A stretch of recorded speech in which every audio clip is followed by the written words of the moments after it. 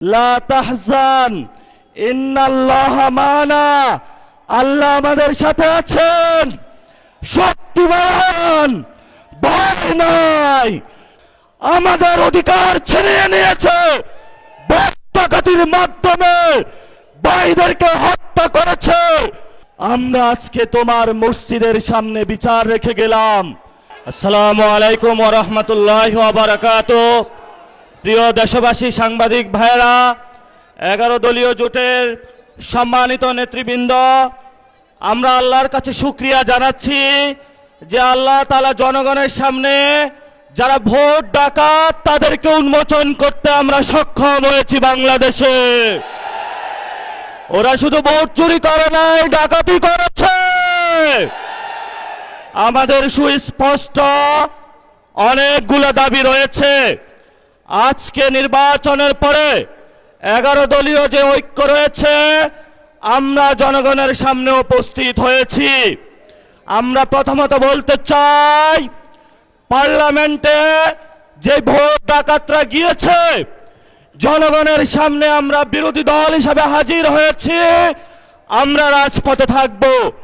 কড়ায় গন্ডায় ইঞ্চি ইঞ্চি করে জনগণের উপরে যারা ভোটের ইঞ্জিনিয়ারিং করেছে, ভোট ডাকাতি করেছে, নতুনভাবে জুলুম চাপিয়ে দেবার চেষ্টা করছে, আমরা তাদের কাছ থেকে বুঝে নেব ইনশাআল্লাহ। আমি সংক্ষিপ্ত কথা বলবো।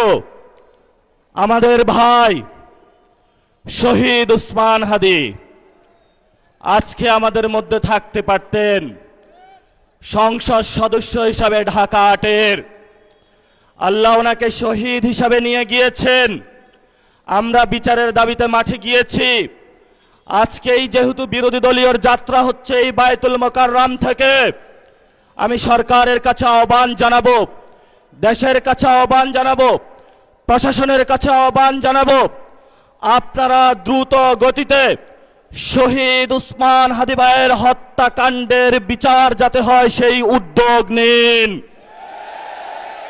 আমাদেরকে এতদিন বলা হয়েছে বিচার এবং নির্বাচন মুখোমুখি দাঁড় করাবেন না। আমরা মরিয়া প্রমাণ করিলাম যে আমরা নির্বাচন বিরোধী নই। এখন সময় এসেছে শহীদ উসমান হাদি ভাইয়ের হত্যাকাণ্ডের বিচার করতে হবে।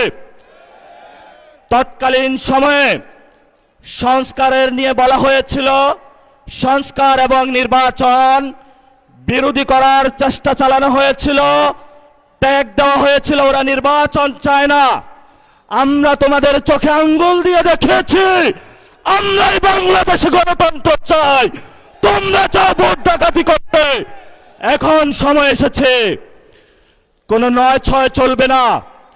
সংস্কারে জনগণে যে হ্যাঁ ভোটে ম্যান্ডেট দিয়েছে, দ্রুত বাস্তবায়ন করতে হবে।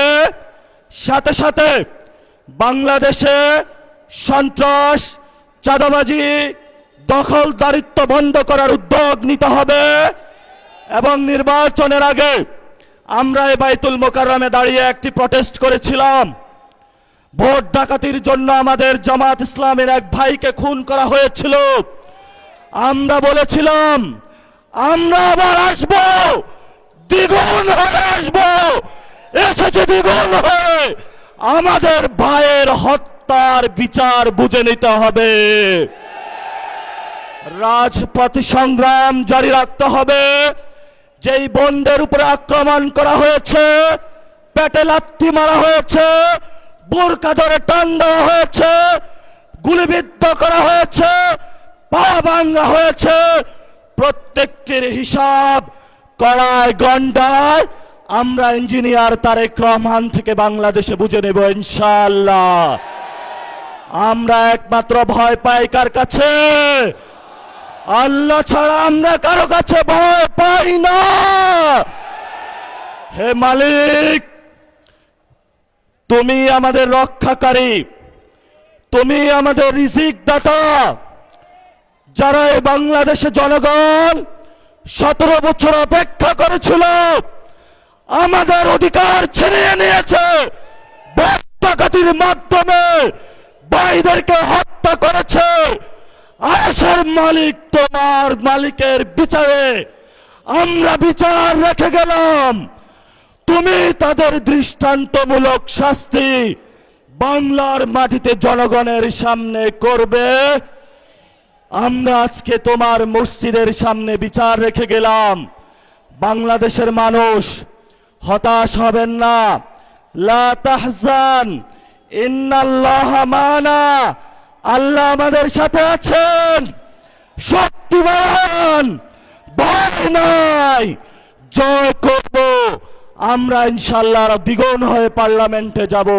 সবাইকে আসসালাম, সবাই দোয়া রাখবেন। আসসালামু আলাইকুম ওয়া রাহমাতুল্লাহি ওয়া বারাকাতুহু।